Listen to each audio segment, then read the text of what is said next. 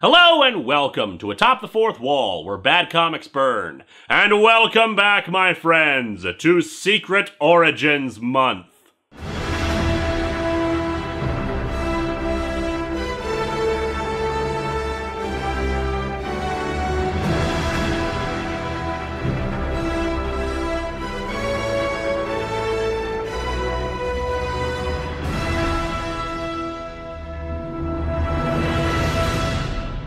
So I've seen a lot of people talking about the Netflix Daredevil series, and they seem to love it.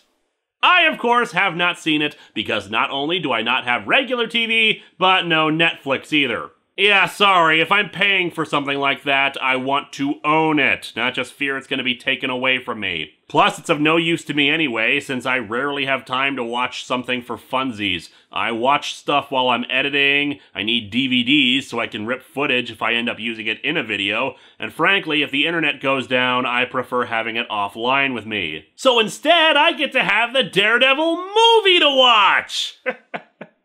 Oh god, I'm in hell. Anywho, let's talk about the man without fear, Hal Jordan, Daredevil. From what I've looked up, the idea for Daredevil came to Stan Lee when he was getting press about superheroes he made that had weaknesses, particularly ones that helped keep them from being too powerful. Thus, he started with a character whose powers came from his quote-unquote weakness. He was actually a little afraid to do so, since he feared Marvel would get backlash from blind individuals over how, well, being blind doesn't give you superpowers or incredible acrobatic abilities. And of course, the opposite happened. Charities for the blind got increased donations, and many blind people were happy that there was a blind superhero. It's almost like representation matters or something.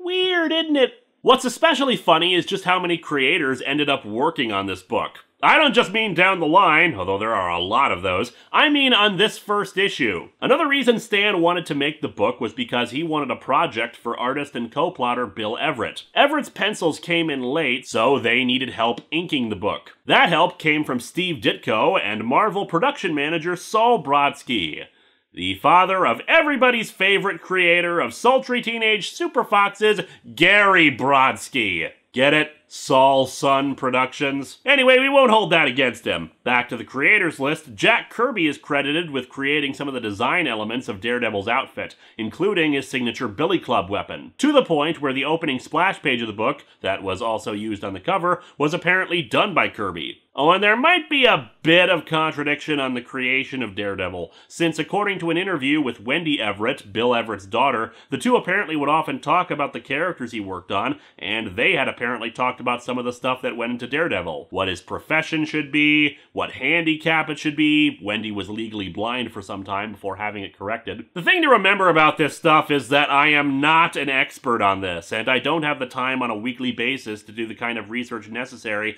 to dig up as many accounts as possible to see which makes more sense. Amusingly, while Daredevil may have been created to give Bill Everett work, he only worked on the first issue due to time constraints of his other day job as an art director. Beyond that, not much else to say at this point, so let's just dig into Daredevil number 1.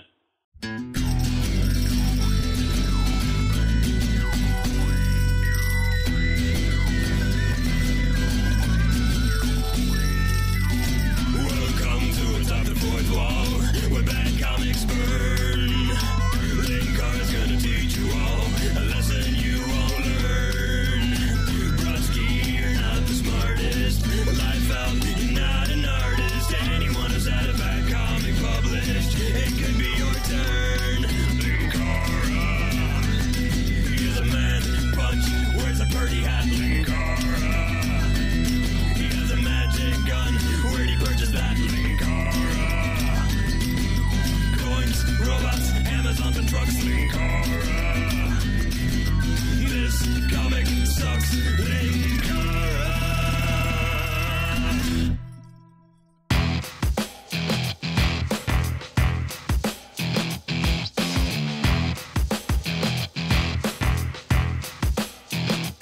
The cover is crowded, even by Silver Age standards. We've got Daredevil bouncing in to wave at the camera, or possibly to grab a donut he thinks is right there. And with the way he's looking away from the person down there with a gun, he seems completely oblivious to him. The other obvious thing about him from this is that he's got a very different costume than what people are used to. I actually dig the yellow outfit here. The yellow and red-black works for him and gives him the look of an acrobat. However, audiences and creators at the time were apparently not fond of the yellow, so they decided to give all red a try a few issues later, and it's stayed that way since. Although I'm more curious about why they added the second D to the outfit. Perhaps Daredevil just wanted to exaggerate his cup size a bit.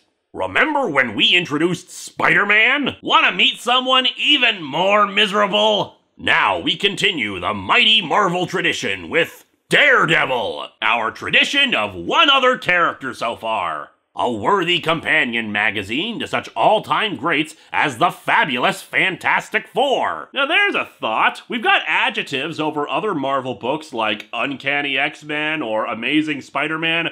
Why isn't it Fabulous Fantastic Four? And don't go telling me it's because a fantastic is already an adjective. It's part of their name. Doesn't count. Can you guess why Daredevil is different from all other crime fighters? Get the correct answer in the next 30 seconds and win a free tote bag. In this issue, you will meet the most unusual hero of all, Matt Murdock. Being blind is the most unusual? Dude, let me introduce you to Arm Fall Off Boy sometime. Fun-lovin' Foggy Nelson. How fun-loving is he? Well, his hair was blonde this morning. Gorgeous Karen Page. Frank Miller will do terrible things to her in a few decades. We open to a splash page featuring Daredevil, the cover having reused this artwork featuring him doing the same leap, only against a dull blue sky and a featureless gray city silhouette. And the captions inform us that this cover will be as beloved as the first issue of Amazing Spider-Man. Now we congratulate you for having bought another prized first edition. This magazine is certain to be one of your most beloved comic mag possessions in the months to come. Psh, who are you kidding? This doesn't have a Mr. T trading card with it.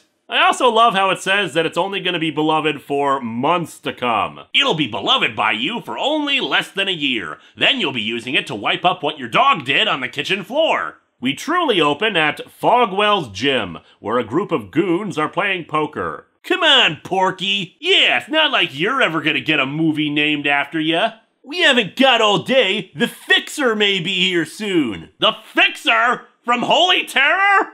Holy crap, you've gotta run now. Get a head start before he starts torturing you for information. Keep your shirt on, Sam. I don't rush for anyone. Who do you think you're kidding? You know when the Fixer snaps his fingers, we all hop if we want to stay healthy. If he says Al-Qaeda is capable of launching jet attacks on America, you just nod and go along with it unless you want your spine broken. There's a crashing sound, and they see the emergence of a shadow on the wall. For the love of Pete, what do you call that? It's the Fixer, and he has no pants on. No, of course it's Daredevil.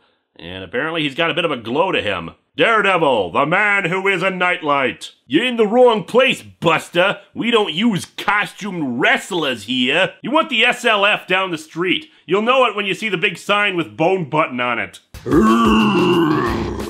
Daredevil announces he's here to kick the Fixer's ass, which I can get behind. Lay that bigoted dickhead out, dude. And the goons attack, including Porky, who apparently was the one not wearing any pants. Or shirt. Okay, if they're waiting for the Fixer so they could perform nefarious deeds, was he planning on doing it like that? Anyway, Porky says he could use some exercise as he charges at Daredevil, only to land on Daredevil's feet. If it's exercise you want, Fatso, you've come to the right guy. I was bitten by a radioactive Stairmaster. He then somehow gets him into a position where he can swing him around in circles. Stop! Cut it out! Let go! I'll be glad to, little chum. Not enough superheroes refer to their opponents as little chum. After Porky is tossed into the other goons, one reaches for a gun. Mister, you just bought yourself a big pack of trouble. Wait till I grab that gun. Let's tell each other what we're gonna do before we do it, and then do it. I don't think it really counts as having enhanced senses when your opponent is announcing his actions like that. Anyway, Daredevil uses his billy club on him before he can get to the gun and fights them for a little bit more, even getting a chair thrown at him. Now it's looking like a wrestling match. Oh, Daredevil! I'll smash a chair on ya! I'll smash a table on ya! Bone Button knows that your real weakness is furniture!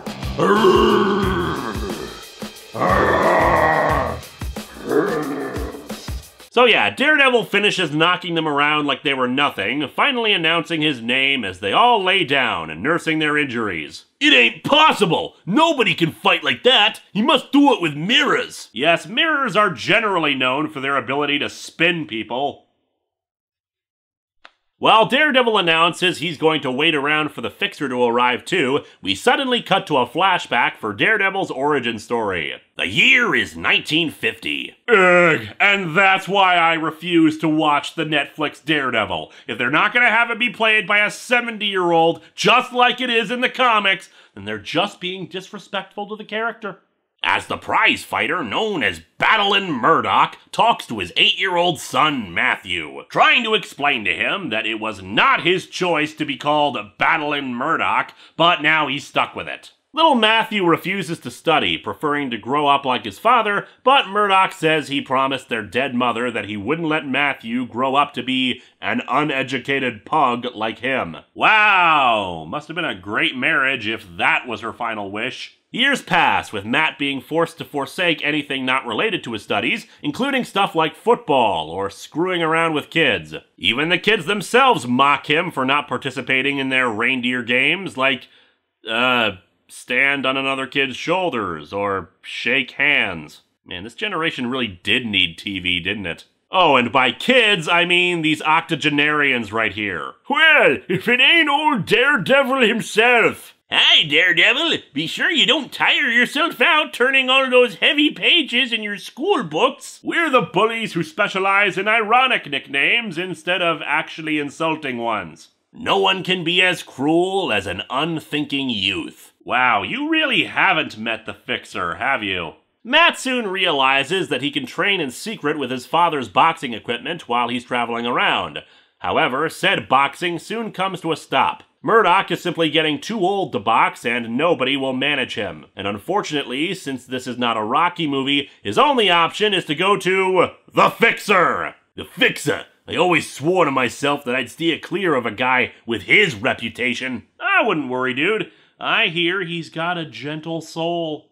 We finally get our first look at this guy, an overweight mobster who apparently can't open his eyes. And yeah, of course, it's not the same guy as in Holy Terror, but I maintain that this name is still stupid. Possibly even more so in this case. In Holy Terror, it made no sense to anything at all, but in a professional sport, why would you ever want to be managed by a guy whose name implies that he rigs fights? Apparently, the two have some history, with Murdock having tossed him out years ago when he had offered him a deal then. Sure, I'll give you some fights, and you won't have to take a dive either. Would I lie?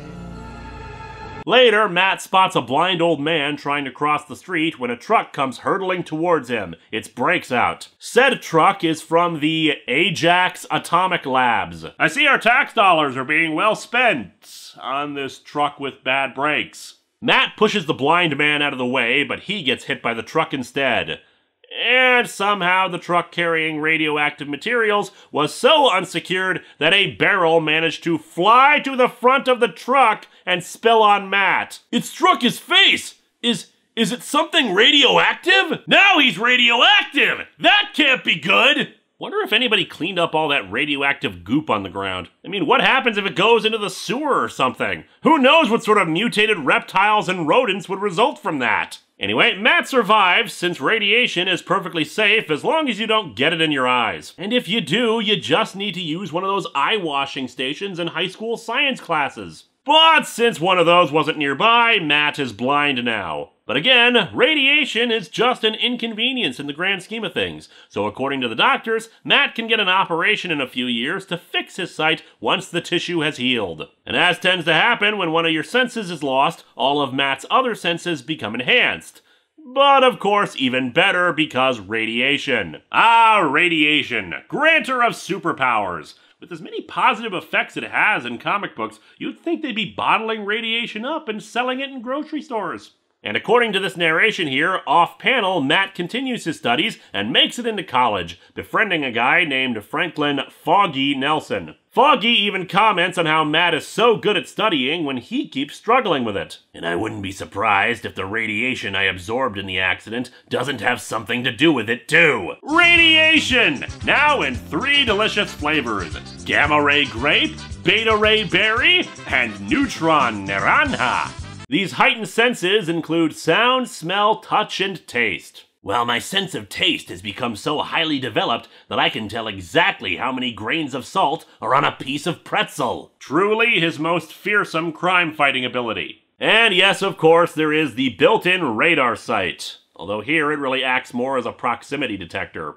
Or a little box that goes ping. His father starts winning fights, but of course it's all a setup by the Fixer, who is paying his opponents to take a dive, draw in the crowds, and in the next big promoted fight, he'll get clobbered. And indeed, during the fight, Murdock thinks to himself that the Fixer told him to take a dive, but he said he'd never ask him to do that. But with his son in the audience, he can't do anything less than his best. As such, he kicks the guy's ass something fierce. Murdock, you fool! Take it easy! What are you doing? If you're trying to double-cross me, you'll live to regret it! You're supposed to dive now, here! Dive! Let me just loudly announce that I've rigged this fight! So Battlein' Murdock, seriously, it sounds like a rejected name for an action figure. At least have it be alliterative, wins the fight, and the Fixer is pretty pissed. No matter what the Fixer does, I won't care. My son is proud of me. Nothing can ever change that now. And then he's shot. Well,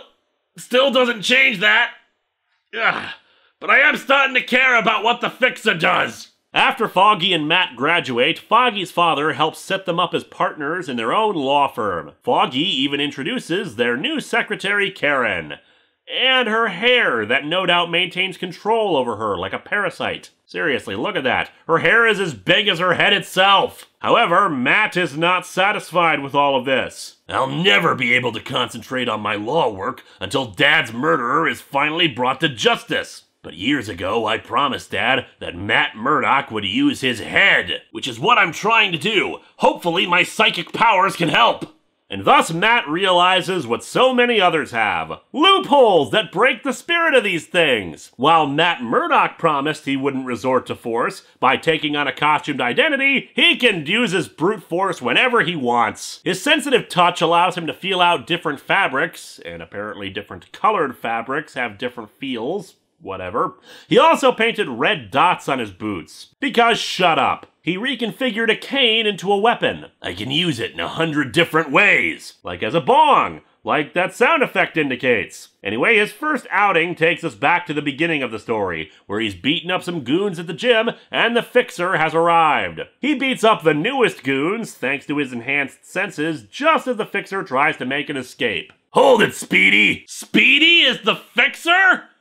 Man, his life was even more messed up than I thought. The Fixer decides to just have his goons call the cops, since Daredevil has no proof of his involvement in Murdock's death. Daredevil knocks the phone away and openly accuses the Fixer of his involvement. While he denies it, Daredevil realizes he can also hear his heartbeat, which he takes as meaning that he can use this as a lie detector. Ignoring the question of the validity of a lie detector test, polygraphs test for more than just heart rate, so unless he can also hear sweat running down a guy's forehead, I don't think it's the most accurate of systems. But anyway, the guy who actually shot Murdock manages to sneak up behind Daredevil while he's distracted by his new knot power and knocks him out a window.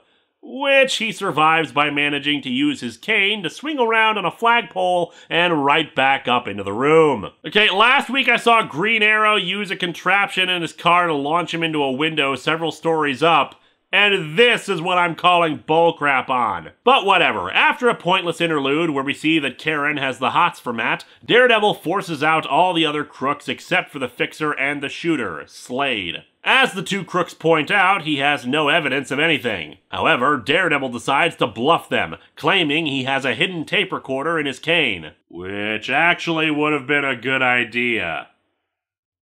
What was your plan after that, dude? The two manage to get away, but Matt chases after them thanks to the Fixer's cigar smoke. Dude's really dedicated to his smoking habit. I would have ditched it by now. He eventually corners them in a subway station, knocking Slade down while continuing after the Fixer. The Fixer has a good head start, which he manages to close the gap by, riding on a trash can. Man, Oscar the Grouch is going to be pissed after that ride. However, it seems that this incredibly goofy pursuit results in the Fixer having a heart attack. At least it's a little more convincing than what happened to Green Lantern's nemesis. The transit police show up and Daredevil leads them to Slade, bluffing him once more by telling him that the Fixer confessed that Slade is the murderer. Slade admits to everything to make sure the Fixer doesn't get away with it, resulting in the cops arresting him. Criminals are a superstitious and exceptionally stupid lot. And so our comic ends with Daredevil arriving in his office, where Foggy and Karen inform him that Slade had called up their firm to try to hire them as defense attorneys, but of course Foggy turned him down. Dad, wherever you are, I kinda hope you're resting easier now. Come to think of it, we probably should have cleaned up your body after you were shot. Anyway, this origin is pretty damn good. The story is actually rather well paced, with lots of exciting action and very strong pencils and inks, especially for the Silver Age, 80-year-old children notwithstanding. The backgrounds and detailing are certainly a lot more interesting than we've seen in a lot of these stories, plus the origin itself is pretty sound. Although Radiation Did It is, of course, as silly as it sounds. Matt's supporting cast is established, if a little lacking in characterization other than, boy, Matt Murdock sure is swell, and boy, I really want to bang Matt Murdock. Aside from the obvious costume change, the overall details of Daredevil's origins would remain the same, while the tone and little details would alter over time. From bizarre sci-fi action, partnership and romance with Black Widow, to eventually Frank Miller taking over the series and introducing retcons and a very dark tone for the book. While I am unapologetically insulting towards Frank Miller, the darker tone he would set for Daredevil would pretty much become the defining aspect of the character well into the modern age, for better or for worse. Also, ninjas. Next time, we move away from villains getting killed left and right with the introduction of the Girl of Steel.